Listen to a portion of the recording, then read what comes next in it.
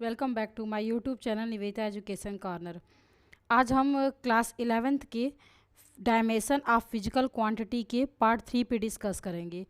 इसके पार्ट 1 और पार्ट 2 में मैंने डायमेंशन क्वांटिटी के कुछ पोर्शन को कवर किया था, जिसमें डायमेंशन क्वांटिटी के कॉन्सेप्ट मतलब इंट्रोडक्शन कह सकते हैं आप, और उसके एप्लीकेशन में फर्स्ट एप्लीकेशन मैंने पार्ट 2 में डिस्कस किया था। तो अगर आप पार्ट 3 देख रहे हो तो आपसे ये रिक्वेस्ट है कि पहले आप पार्ट 1 और पार्ट 2 देखें, तभी आपको पार्ट 3 की क्लियरिटी हो पाएगी। तो चलिए स्टार्ट करते हैं dimension quantity, dimension of physical quantity का पार्ट 3। इसमें हम लोग पढ़ क्या रहे थे, तो हमने पिछले क्लास में पढ़ा था डायमेंशन के एप्लीकेशन को, जिसमें पहला एप्लीकेशन हमने कवर किया था। पहले एप्लीकेशन को एक बार हम रिमाइंड आपको करवा दें। तो पहले एप्लीकेशन में हमने पढ़ा था यूनिट को कन्वर्ट करना, one system to another system. किसी एक सिस्टम से दूसरे सिस्टम में किसी फिजिकल क्वांटिटी के यूनिट को हमने चेंज किया था। कैसे चेंज किया था ये हमने पार्ट 2 में डिस्कस किया है। पार्ट 3 में हम डिस्कस करेंगे डायमेंशन के सेकेंड एप्लीकेशन को, कि उसकी सेकेंड एप्लीकेशन क्या होती है या फिर प्रॉपर्टी क्या होती है। अगर हम सेकेंड एप्लीकेशन की बात करते हैं तो सेकेंड एप्लीकेशन के थ्रू हम इक्वेशन को, किसी फिजिकल रिलेशनशिप अगर होता है, कोई भी फिजिक्स का एक इक्वेशन हमको दिखाई देता है, तो उस इक्वेशन को हम चेक कर पाते हैं कि इक्वेशन के रिलेशनशिप करेक्ट है या इनकरेक्ट है। उसकी कंसिस्टेंटी को हम देख पाते हैं कि वो कंसिस्ट कर रहा है या फिर नहीं कर पा रहा है। मतलब एक दिया गया रिलेशन, जो आपके पास एक इक्वेशन दिया गया है फिजिकल क्वांटिटी के, वो इक्वेशन सही है या नहीं है, इसको हम डायमेंशन के हेल्प से चेक करते हैं। तो चलिए स्टार्ट करते हैं इसके कॉन्सेप्ट को। कुछ एग्जाम्पल के थ्रू इसको हम समझाएंगे। उसके पहले हम आपको ये बता दें कि अगर हमारे पास कोई भी फिजिकल रिलेशनशिप दिया गया हो, उस फिजिकल रिलेशनशिप में आप पहला स्टेप आप क्या करेंगे कि आप लेफ़्ट साइड के डायमेंशन को देखेंगे कि लेफ़्ट साइड का डायमेंशन कितना है। अब यदि आपका लेफ़्ट हैंड अगर LHS लेफ़्ट हैंड साइड का डायमेंशन, आप कह सकते हैं dimension of LHS equal to, अगर हमारे पास डायमेंशन ऑफ RHS हो जाए तो हम कहते हैं हमारा जो फार्मूला है वो करेक्ट है, अदरवाइज हमारा फार्मूला क्या हो जाएगा, इनकरेक्ट हो जाएगा। तो अगर हमारे पास कोई भी रिलेशनशिप दिया गया फिजिकल क्वांटिटी का, उस रिलेशनशिप को आपको चेक करना है कि सही है कि नहीं है। तो आप सिंपली लेफ्ट साइड का डायमेंशन फार्मूला लिखिए, राइट साइड का डायमेंशन फार्मूला को लिखिए। अगर दोनों डायमेंशन फार्मूला इक्वल आते हैं, इट मीन्स जो रिलेशनशिप दिया गया है वो रिलेशनशिप हमारा क्या है, करेक्ट है। क्योंकि कोई फिजिकल रिलेशनशिप ऐसे बनाई ही जाती है कि उसके दोनों साइड के डायमेंशन क्या होते हैं, इक्वल होते हैं। जैसे यदि हम किसी एग्जाम्पल को लेकर चले तो वो ज़्यादा क्लियर होगा। तो हम एग्जाम्पल नंबर 1 पहले एग्जाम्पल पे बात करते हैं। अगर हम पहले एग्जाम्पल में बात करते हैं तो हमारे सामने एक रिलेशनशिप दे दिया गया है, half mv² equal to mgh। आप एक मिनट के लिए समझ लीजिए कि आप ये रिलेशन देखे ही नहीं हैं। हालांकि आप क्लास 11th स्टैंडर्ड के स्टूडेंट हैं, तो ये एक बहुत ही बेसिक ये रिलेशनशिप है जिसको आपने क्लास 9th में पढ़ा होगा। तो अगर आप एक मिनट के लिए ये मान लेते हैं कि आपने ये रिलेशनशिप नहीं देखा है और आपको पता नहीं है कि करेक्ट है या इनकरेक्ट है, तो डायमेंशन के हेल्प से हम पता कर सकते हैं कि ये रिलेशनशिप करेक्ट है या इनकरेक्ट है। कैसे पता करेंगे, तो हमने ऊपर देखिए एक रूल दिखा रखा है। इसमें क्या करते हैं, लेफ्ट साइड का डायमेंशन लिखते हैं, मतलब डायमेंशन ऑफ LHS का डायमेंशन हम लिखेंगे। LHS का डायमेंशन करेंगे तो हाफ एक डायमेंशन लेस क्वांटिटी होती है, इसका कोई डायमेंशन नहीं होता है। तो हाफ एक डायमेंशन लेस क्वांटिटी, इसमें लेंथ ब्रेथ हाइट कोई भी फिजिकल जो कहते हैं यूनिट का, इसमें कोई फिजिकल यूनिट इसमें इंक्लूड नहीं रहता है, इसलिए डायमेंशन लेस कहते हैं। ये कांस्टेंट होता है, हमने 4 तरह का कांस्टेंट बताया था, वेरिएबल और कांस्टेंट को। तो ये डायमेंशन लेस कांस्टेंट होता है, हाफ का कोई डायमेंशन नहीं होगा। मास का डायमेंशन आपने पढ़ा था, मास का डायमेंशन m, और वेलोसिटी का डायमेंशन आपने पढ़ा है पिछले क्लास में, L(t⁻⁻1). वेलोसिटी पे स्क्वायर है तो हमने स्क्वायर कर दिया। ये कंप्लीट अगर मिलता है तो हमारे पास क्या बनता है, mL(t⁻⁻1). ये डायमेंशन ऑफ द LHS होता है।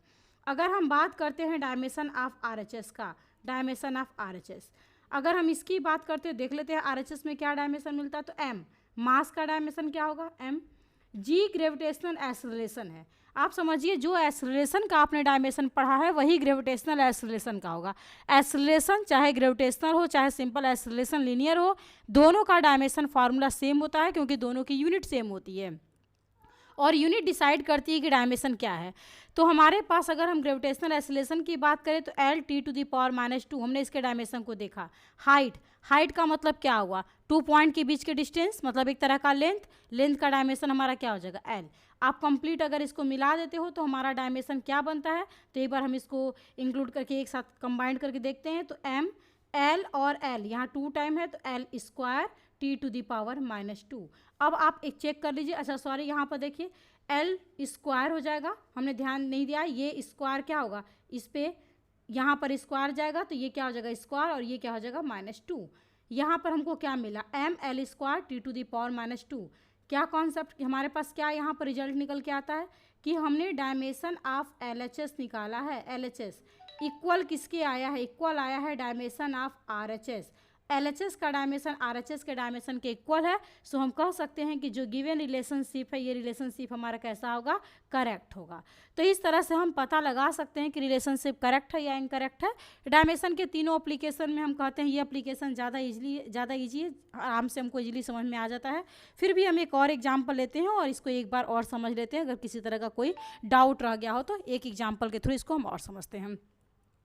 हमारे सामने एक और रिलेशनशिप दे रखा है, इस रिलेशनशिप में हमको पता करना है कि डायमेंशन फार्मूला सेम है या नहीं है। जैसे हम दिखा देते हैं, t इक्वल टू दिया गया है 2 पाई √L/g। चेक करते हैं ये फार्मूला सही या नहीं है। तो सबसे पहला काम क्या करेंगे, सिंपल आप डायमेंशन लिख लीजिए लेफ्ट साइड का, तो dimension of left hand side. और यहाँ तक आने से पहले आपको डायमेंशन पे क्लियरिटी हो गई होगी कि डायमेंशन हम कैसे लिखते हैं। टी हमारे यहाँ पर क्या होंगे, तो टी यहाँ पर दे रखा है कि टी जो है वो टेंशन ऑफ स्ट्रिंग है। तो अगर टी टेंशन ऑफ स्ट्रिंग है तो टी का डायमेंशन हम देख लेते हैं कि टी का हमारा डायमेंशन क्या होगा। तो अगर हम टी का डायमेंशन लिखते हैं तो टी, अच्छा टी एक बात और ध्यान रखिएगा, यहाँ पर जो टी दिखाई दे रहा है ना, ये टी टाइम पीरियड है, यहाँ पर टी टाइम पीरियड के सेंस से लिया गया है। तो अगर यहाँ पर टी टाइम पीरियड के सेंस से है तो टी का डायमेंशन क्या होगा, टी ही होगा ना, टाइम पीरियड है, टाइम एक तरह का हुआ। आते हैं डायमेंशन ऑफ RHS पे। अगर हम RHS का डायमेंशन लिखते हैं, डायमेंशन ऑफ RHS, अगर हम RHS का डायमेंशन करें तो क्या होगा, देख लीजिए 2 पाई डायमेंशन लेस कांस्टेंट, इसमें कोई यूनिट वगैरह नहीं आती है, इसका कोई यूनिट नहीं होता। कोई कांस्टेंट जिसमें यूनिट होती है उसका डायमेंशन होता है, जहाँ यूनिट नहीं होती वहाँ पे डायमेंशन नहीं होता है। जैसे कैपिटल G उसकी यूनिट होती है, सो वहाँ डायमेंशन होता है, डायमेंशन कांस्टेंट होता है। लेकिन 2 पाई का कोई यूनिट नहीं होता है, इस वजह से इसका कोई डायमेंशन नहीं बन पाता है, तो ये डायमेंशन लेस कांस्टेंट होती है। अब डायमेंशन लेस कांस्टेंट 2 पाई पे हम लोग जिक्र कर लेते हैं, और 2 पाई की बात करते हैं तो 2 पाई का तो कोई डायमेंशन ही नहीं होगा, काम खत्म हुआ उसका। अब क्या बचता है, L और G। L हमारा क्या है, तो L एक तरह का लेंथ है, तो लेंथ के लिए क्या होगा L। G क्या है, gravitational acceleration L t to the power -2। ये L और ये L हमारा कैंसिल हुआ, क्या बचता है, बचता है 1/t टू दी पावर 2। ये ऊपर जाता है, t टू दी पावर नीचे -2 है, ऊपर जाकर क्या हुआ 2, रूट से आपने बाहर निकाला क्या आ गया, t आ गया। अब t प्लस माइनस, मैथ के कॉन्सेप्ट से रूट से बाहर जाता है तो प्लस माइनस में वैल्यू आती है, लेकिन यहाँ पे आप ये देखिएगा कि टाइम है, टाइम निगेटिव नहीं हो सकता है, इसलिए ये क्या होगा, प्लस होगा। तो ये यहाँ पर t हुआ। हमने क्या देखा, लेफ्ट साइड का डायमेंशन, राइट साइड का डायमेंशन, दोनों डायमेंशन आपस में क्या आए हैं, इक्वल आए हैं, इक्वल आए हैं। सो हम ये कह सकते हैं कि हमारा जो फार्मूला है वो क्या है, करेक्ट है। ये भी फार्मूला क्या होगा, हमारा करेक्ट होगा। तो ये मैन फार्मूला इज करेक्ट। तो ये रिलेशनशिप हम चेक कर पाते हैं कि रिलेशनशिप करेक्ट है या फिर इनकरेक्ट है। जैसे एक और देख लेते हैं एग्जाम्पल, थोड़ी सी क्लियरिटी के लिए। जैसे हमने कह दिया यहाँ पर कि S इक्वल टू ½ GT है, ये फार्मूला करेक्ट है या इनकरेक्ट है। तो पहले आप क्या करेंगे, सिंपली डायमेंशन ऑफ LHS का आप डायमेंशन लिखिए। यहाँ पर S क्वेश्चन में दिया भी रहता है, S यहाँ पर रिप्रेजेंट करता है डिस्टेंस को, तो डिस्टेंस हमारे पास, डिस्टेंस का डायमेंशन क्या हो जाएगा L। फिर आ जाते हैं हम डायमेंशन ऑफ RHS पे। अगर हम RHS के डायमेंशन की बात करते तो हाफ डायमेंशन लेस कांस्टेंट, इसका कोई डायमेंशन नहीं होगा, G gravitational acceleration L t to the power -2, बचता है T टाइम का डायमेंशन क्या होगा T। इसमें कौन सी फिजिकल क्वांटिटी किस चीज़ को रिप्रेजेंट करती है, क्वेश्चन में दे रखा होता है। अब हमारे पास आता है L t to the power -2 and 1 मिलकर के t टू दी पावर -1। हमने क्या देखा, dimension of left hand side not equal to dimension of right hand side. तो हमने देखा dimension of left hand side not equal to dimension of dimension of right hand side. So ये formula हमारा क्या है, इनकरेक्ट है। तो इस तरह से किसी फार्मूले को करेक्ट इनकरेक्ट हम चेक कर पाते हैं डायमेंशन के सेकंड प्रॉपर्टी से। इसके प्रैक्टिस के लिए आपको क्वेश्चन और करने पड़ेंगे, और क्वेश्चन करेंगे तो इसकी प्रैक्टिस हमारी ज़्यादा हो पाएगी। तो ये हमारे पास कुछ है।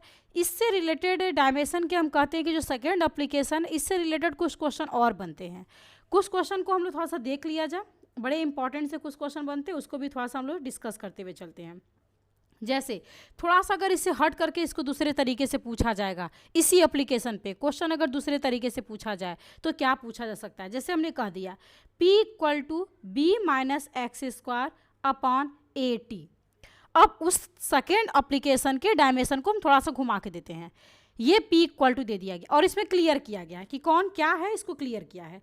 जैसे उसने कहा है कि P जो है वो रिप्रेजेंट करती है पावर को, उसने कह दिया कि x जो है वो रिप्रेजेंट करती है डिस्टेंस को, उसने कहा है T रिप्रेजेंट करती है टाइम को, और कहा है कि B और A ये क्वांटिटी कैसी है, अननोन है, हम इसको नहीं जानते हैं, ये उसने कह रखा है। तुमसे क्या कहा, कहा है कि फाइंड द, आप लोग से उसने क्वेश्चन क्या किया कि find the A cross B की वैल्यू फाइंड करिए। तो आपको A क्रॉस B निकालना है, जो कि हमको पता ही नहीं है क्या है। तो इस रिलेशनशिप में आपको समझना है क्या है A क्रॉस B। तो आप पहले क्या समझेंगे कि A क्रॉस B, A का मतलब क्या है, B का मतलब क्या है, वो आप निकालेंगे तब तो आप क्रॉस निकाल सकते हैं। तो आपको पूछा गया है dimension of A cross B का आप डायमेंशन बताइए। तो चलिए चेक करते हैं A क्रॉस B के डायमेंशन क्या होंगे। ठीक है, अगर हम A क्रॉस B के डायमेंशन की बात करते हैं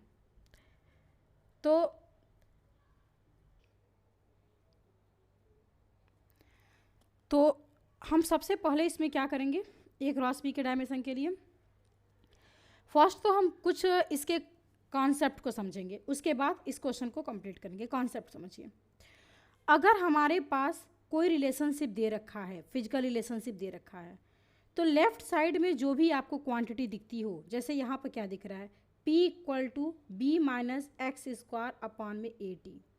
तो आप समझिए कि लेफ्ट साइड में जो भी क्वांटिटी आपको दिख रहा है उसका डायमेंशन राइट साइड के क्वांटिटी के डायमेंशन के क्या होगा, इक्वल होगा। तो हम ये कह सकते हैं dimension of left hand side का जो डायमेंशन होगा वो किसके इक्वल होगा, equal to dimension of each terms of RHS के हर एक टर्म्स के इक्वल होगा। इस कुछ कॉन्सेप्ट को समझते हैं, फिर इस क्वेश्चन पे आते हैं। जैसे देखते हैं, हमने जैसे कह दिया x = A + BT + CT², हमने आपको ये दे दिया। अब कहा जाए कि LHS का डायमेंशन जो होगा वही डायमेंशन RHS के हर एक टर्म्स का होगा, मतलब ये डायमेंशन इक्वल टू ये डायमेंशन, ये डायमेंशन इक्वल टू ये डायमेंशन। तो यहाँ पर जो x का डायमेंशन होगा वही डायमेंशन A का होना चाहिए, वही डायमेंशन BT का होना चाहिए, वही डायमेंशन CT² का होना चाहिए। अगर कोई फिजिकल रिलेशनशिप सही दिया गया है तो सही रिलेशनशिप में ये होता है, ये रूल बनता है, ये कॉन्सेप्ट ही होता है कि लेफ्ट साइड के क्वांटिटी का जो डायमेंशन होगा राइट साइड के हर एक टर्म्स के डायमेंशन के क्या होगा, इक्वल होगा। इस बात को पहले आप समझ रहिएगा। जैसे हम कुछ भी दे देते हैं आपको, हमने इक्वेशन एक दे दिया, ऐसे ही हमने कह दिया इक्वल टू MC²। अब लेफ्ट साइड का ये जो डायमेंशन होगा ये राइट साइड के डायमेंशन है क्या होगा, इक्वल होगा। अगर हमने आपको कह दिया V = U + AT, तो जो V का डायमेंशन होगा वही U का होगा, जो V का होगा वही क्या होगा, AT का होगा।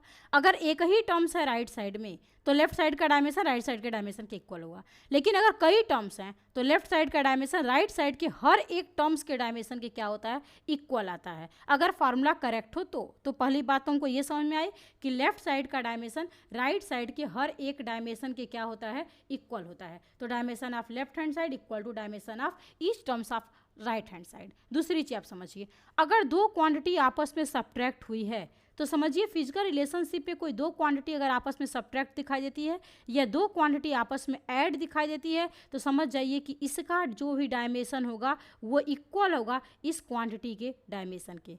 जो इसका डायमेंशन होगा वो इक्वल होगा इस क्वांटिटी के डायमेंशन के। आप सिंपली समझ सकते हैं, दो क्वांटिटी आपस में ऐड हो या दो क्वांटिटी आपस में सब्ट्रैक्ट हो तो ये तभी एडिशन या सब्ट्रैक्शन पॉसिबल होता है जब दोनों क्वांटिटी के डायमेंशन आपस में क्या होते हैं, इक्वल होते हैं।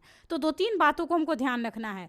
किसी फिजिकल रिलेशनशिप अगर सही होती है, कोई फिजिक्स का इक्वेशन सही इक्वेशन दिया है, करेक्ट दिया है, तो उसमें अगर दो क्वांटिटी ऐड या सब्ट्रैक्ट है तो उन दोनों का डायमेंशन इक्वल होगा, और एलएचएस का जो डायमेंशन होगा वो आरएचएस के हर एक टर्म्स के डायमेंशन के क्या होगा, इक्वल होगा। अब हम अपने क्वेश्चन पे वापस आते हैं और अपने क्वेश्चन को समझते हैं। हमारा क्वेश्चन क्या कहा था? हमारे क्वेश्चन में दिया था कि P equal to B minus X square upon में AT। तो फर्स्ट तो उसने सबको डिस्कस किया है, P क्या है डिस्कस किया है, उसके बाद उसने A डिस्कस किया है, B डिस्कस किया है, ये सारी चीज़ों को उसने डिस्कस किया है। उसने X और T को उसने A और B को डिस्कस नहीं किया है। बाकी उसने किसको किसको डिस्कस किया है? उसने X और T को और P को डिस्कस किया है। उसने कहा है P क्या है हमारा, पावर है, x क्या है, डिस्टेंस है, और t हमारा क्या है, टाइम है। ये सारी चीज़ों को उसने डिस्कस किया है। तो चलिए थोड़ा सा हम लोग देखते हैं, इस चीज़ को समझते हैं। यहाँ से स्टार्ट करते हैं हम। अगर दो क्वांटिटी आपस में सब्ट्रैक्ट है, अगर ये दो क्वांटिटी आपस में सब्ट्रैक्ट हुआ है, तो इन दोनों क्वांटिटी का डायमेंशन हमारा क्या होगा, इक्वल होगा। ठीक है, तो b और x ये दोनों आपस में क्या किए गए हैं, ये दोनों आपस में सब्ट्रैक्ट हुए, b और एक्स स्क्वायर। तो चलिए दोनों का डायमेंशन इक्वल करते हैं।